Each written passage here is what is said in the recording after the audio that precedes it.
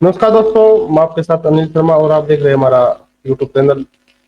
अगर पाकिस्तान और इंडिया में अगर वार होता है तो पाकिस्तान के साथ कौन कौन से देश आ सकते हैं और इंडिया के साथ कौन कौन से देश आ सकते हैं, तो यही बात जानने के लिए आज हमारे साथ जुड़े हैं एनके सूद सर। सूद सर नमस्कार। देखिए, वार में कोई किसी का साथ नहीं देता। क्या अर्मेनिया उक्रेन वार के अंदर किसी ने कोई साथ दिया उक्रेन का? कोई लड़ाई करने नहीं आया।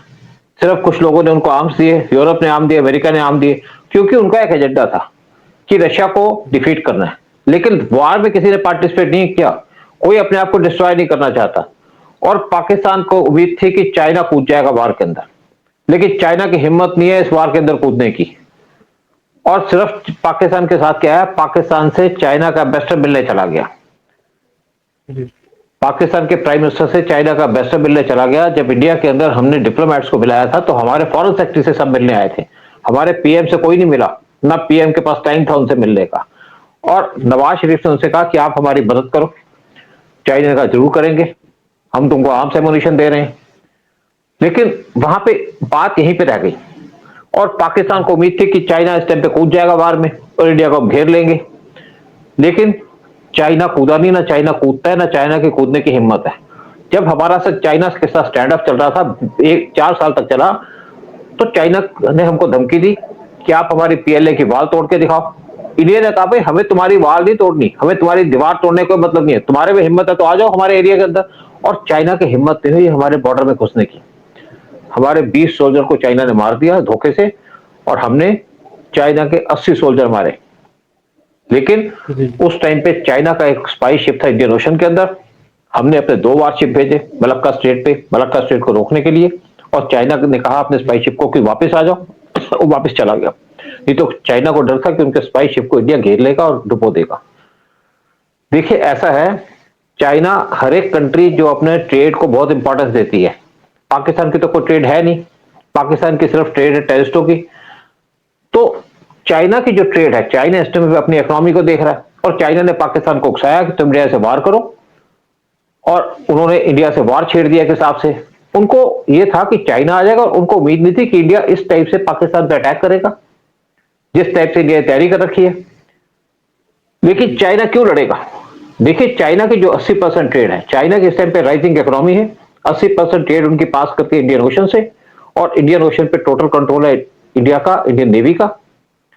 और स्पेशली चाइना को ये वरी है कि अगर इंडिया और चाइना का वार हो जाएगा तो उनकी ट्रेड हम रोक देंगे इंडियन ओशन के अंदर। और चाइना की ट्रेड हम अगर 1 हफ्ते के लिए रोक दें तो चाइना घबरा जाएगा, परेशान हो जाएगा, क्योंकि चाइना के पास कोई दूसरा रास्ता नहीं है अपना ट्रेड को ले जाने का।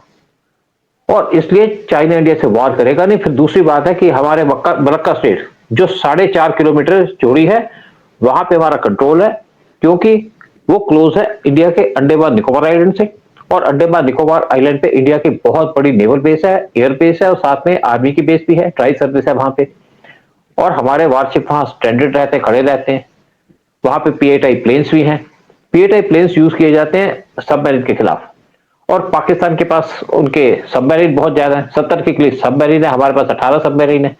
लेकिन पीएटाई प्लेन पाकिस्तान की जो सबमरीन है उनको डिटेक्ट करके डिस्ट्रॉय कर सकती है पानी के अंदर, और पाकिस्तान ऐसा पंगा नहीं लेगा। अगर इंडिया और पाकिस्तान चाइना का वार होता है तो चाइना की जो नेवी है वो इंडियन ओशन में घुस नहीं सकेगी, क्योंकि हमारे मलक्का स्टेट हमारे कंट्रोल में है। और अगर घुस भी गई और वार करती है, क्योंकि चाइनीज नेवी इंडिया से स्ट्रांग है। लेकिन अगर हमारी पोर्ट्स के आसपास आती है तो पोर्ट्स में हमारे नेवल बेसिस बनी हुई है, चेन्नई में बनी हुई है, फिर हमारे आंध्र प्रदेश के अंदर बनी हुई है, कलकत्ता के अंदर बनी हुई है। और वहां से हम चाइना पे मिसाइल फायर कर सकते हैं, और चाइना हमें वहां पे डिफीट नहीं कर सकता हमारी लैंड पे। मतलब आप हमारे घर के पास से नीचे से निकलोगे तो हम ऊपर से पत्थर फेंक देंगे, तो आप क्या करोगे? आप तो ऊपर आ नहीं जी। सकते। इसलिए जी। चाइना हमारा कुछ नहीं कर सकता। अगर मलक्का स्ट्रेट से निकल भी जाता है चाइना, तो आगे कर्नाटका के अंदर हमारी बहुत बड़ी नेवल बेस है, कारावार नेवल बेस, जो कर्नाटका के अंदर है। जी। वहां पे हमारे 2 एयरक्राफ्ट कैरियर खड़े हैं, साथ में हमारे 40 के करीब वारशिप्स हैं जो वहां पे स्टेशन रहते हैं, जहां पे रखे गए हैं। तो हम चाइना को वहां भी घेर लेंगे। फिर दूसरी बात है कि अंडमान निकोबार आइलैंड और करामार नेवल बेस, ये एक पूरा का पूरा ऐसा घेरा है जिसको चाइना डिफीट नहीं कर सकता। फिर उसके बाद लक्षद्वीप आइलैंड, वहां पे भी इंडिया ने रिसेंटली अपनी नेवल बेस बना ली है, वहां से भी सारी ट्रेड चाइना के पास करती है। जी तो इसलिए चाइना को हम घेर सकते हैं, उनकी ट्रेड को बंद कर सकते हैं, जबकि चाइना हमारी ट्रेड नहीं बंद कर सकता है, क्योंकि हमारी जब ट्रेड आती है तो वो अरब सागर से होकर के इंडियन ओशन में आती है। जी जी चाहे हम उस ट्रेड को ले जाएं गुजरात में, चाहे ले जाएं महाराष्ट्र के अंदर, चाहे अपने साउथ के अंदर। इसलिए चाइना इंडिया पे वार करने से पहले 10-10 बार सोचेगा। और इंडियन नेवी बहुत स्ट्रांग है, चाइना से स्ट्रांग नहीं है, लेकिन हमारे एरिया में, हमारे मैदान में अगर हम अपनी पिच पे गेम खेलते हैं तो वहां पे हमारी चलेगी, जैसे क्रिकेट मैच चलते हैं। तो इसलिए चाइना तो इंडिया पे अटैक करेगा नहीं, ना चाइना पाकिस्तान का साथ देगा, लेकिन चाइना की शुरू से पॉलिसी रही है पाकिस्तान को यूज करने की इंडिया के खिलाफ। और चाइना हमेशा पाकिस्तान को भगाता है कि इंडिया को बिजी रखो, और यही इतने सालों तक करता रहा। दूसरी तरफ चाइना हमारे बॉर्डर पे बार बार घुस जाया करता था पीएम मोदी के आने से पहले, और घुस के हमें डिस्टर्ब करता था, बिजी रखता था, ताकि हमारा ध्यान बटा रहे।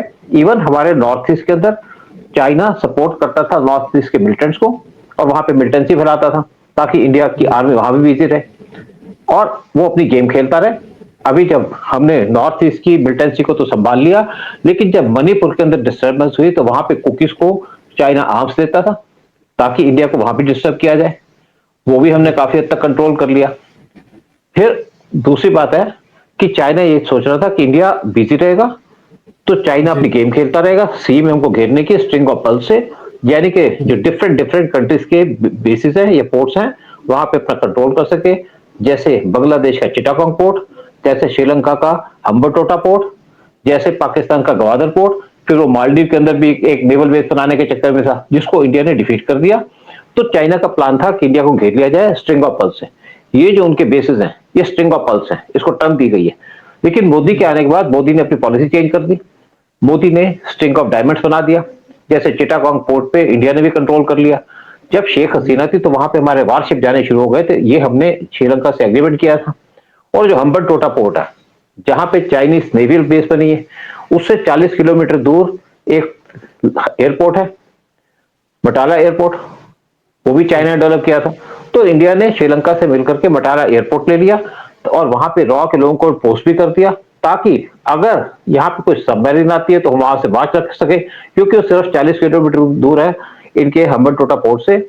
और तीसरी तरफ हमने लक्षद्वीप में बेस बना ली, और मालदीव में जो चाइना बेस बनाना चाहता था बेस नहीं बनाने दी।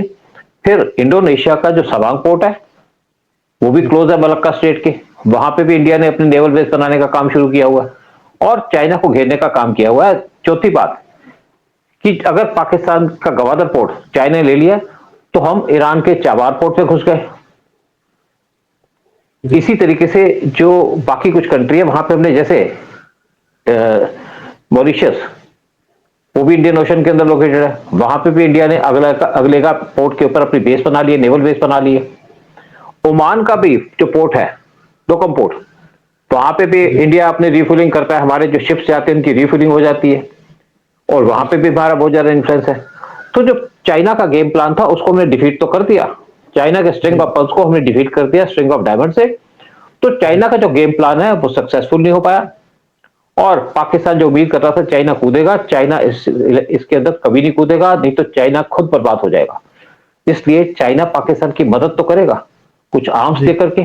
फिर जो यहाँ पे एयर स्ट्राइक की गई है इंडिया के द्वारा, जहां पे यहाँ पे इतनी मिसाइलें दाग दी गई पाकिस्तान के अंदर, क्या एक भी मिसाइल इंटरसेप्ट हुई? क्योंकि पाकिस्तान के पास चाइना डिफेंस सिस्टम है, और वो प्रूव हो गया कि उनके डिफेंस सिस्टम इनकैपेबल है मिसाइल को रोकने के लिए। तो चाइना तो कोई बीच में नहीं आएगा, और चाइना एक्सपोज भी हो गया। अब आप दूसरी बात कर रहे थे टर्की की, देखिए टर्की बहुत दूर है, टर्की का कोई यहाँ पे इन्फ्लुएंस नहीं है। टर्की सिर्फ पाकिस्तान को थोड़ा ड्रोन दे सकता है, लेकिन टर्की की अपनी इकोनॉमी खराब हो रखी है। टर्की ने पाकिस्तान को ड्रोन भेजे, टर्की पाकिस्तान को सपोर्ट करता है कश्मीर के ऊपर भी, लेकिन पिछले कुछ महीनों से टर्की पाकिस्तान को ओपन सपोर्ट नहीं दे रहा। जब यहाँ पे स्टेटमेंट आई कि टर्की के आर्म्स जा रहे हैं पाकिस्तान के अंदर, टर्की ने डिनाई कर दिया, जबकि आर्म्स भेज रहा है, ड्रोन्स दे रहा है, क्योंकि टर्की के साथ इंडिया की भी ट्रेड चल रही है। हर एक कंट्री अपनी ट्रेड को देखते, आज टर्की और इंडिया की ट्रेड है $10 बिलियन की, हर एक कंट्री ट्रेड को देखती है। जितनी भी गल्फ की कंट्री हैं, क्या किसी कंट्री ने पाकिस्तान का साथ दिया? ईरान ने कहा मैं यहाँ पे आप दोनों के अंदर संधि कराना चाहता हूं, इंडिया ने कहा हमें कोई जरूरत नहीं है, और ईरान के फॉरेन मिनिस्टर गए पाकिस्तान के अंदर और वहां जाके इंडिया को प्रेस करना शुरू कर दिया फिर सऊदी ने भी पाकिस्तान को क्रिटिसाइज किया, यूएई ने पाकिस्तान को क्रिटिसाइज किया है, जो कत्ल किया है हिंदुओं का। इवन आपके बाकी मुस्लिम कंट्री वो भी पाकिस्तान को क्रिटिसाइज कर रहे हैं। जी जी तो पाकिस्तान के साथ तो कोई नहीं खड़ा और कोई आएगा भी नहीं बीच के अंदर।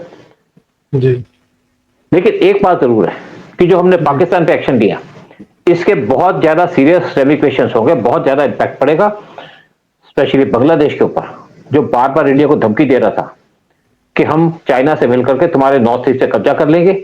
उनको अकल आ जाएगी, नहीं आएगी तो बहुत जल्दी अकल भी सिखा दी जाएगी। अगर हम पाकिस्तान को 3 दिन में खत्म कर सकते हैं तो हम बांग्लादेश को 3 घंटे में खत्म कर सकते हैं।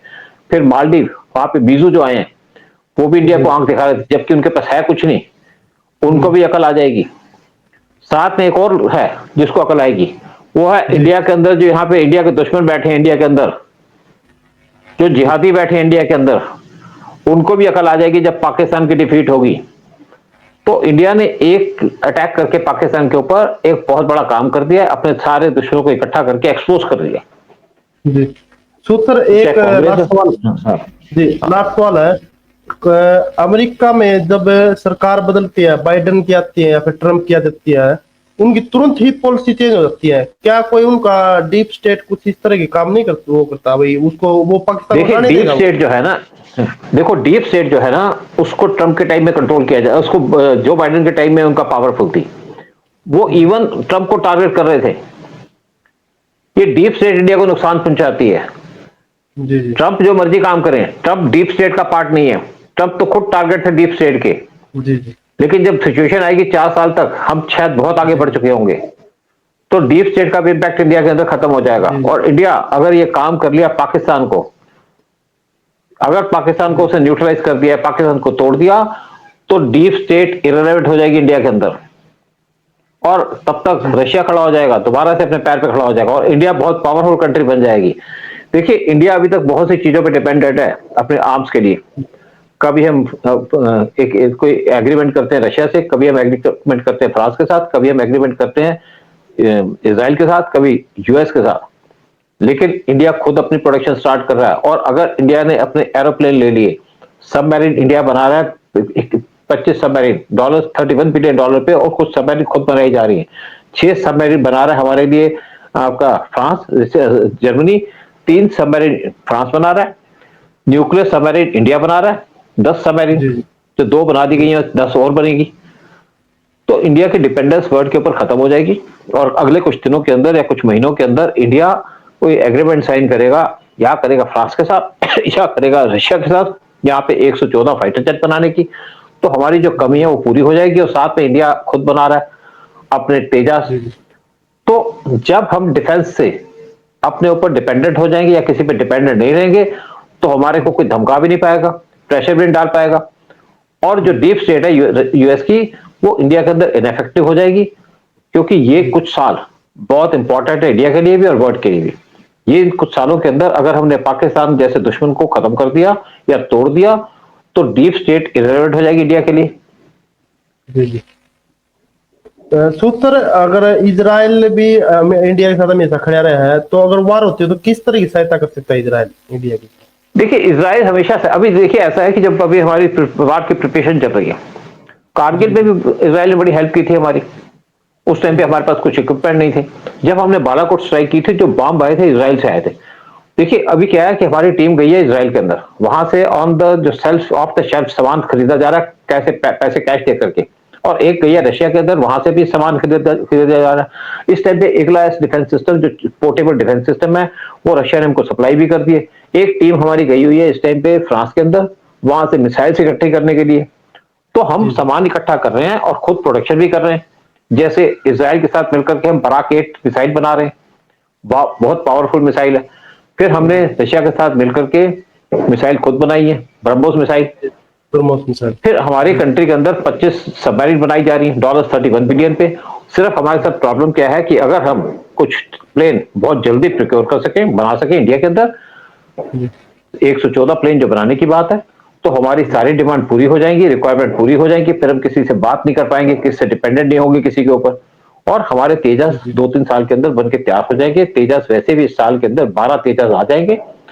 तो इंडिया को जो धमकाने की बात है या इंडिया को एक्सप्लॉइट करने की बात है यूएस डीप स्टेट के द्वारा या किसी और से, वो इशू खत्म हो जाएगा। और मेन खतरा हमारा ये था कि पाकिस्तान हमारे को परेशान करता था, जिसको डीप स्टेट भी सपोर्ट करती थी इंडिया को डिस्टर्ब करने के लिए, वो भी खत्म हो जाएगा। बहुत बहुत धन्यवाद सूद सर। मैं हमारे दर्शकों से एक गुजारिश भी करना चाहूंगा, एन के सूद सर का यूट्यूब चैनल है, उसको भी सब्सक्राइब करें जाएगा, बहुत ही क्रेडिबल इंफॉर्मेशन मिलती है वहां पर भी। सूद सर बहुत बहुत धन्यवाद।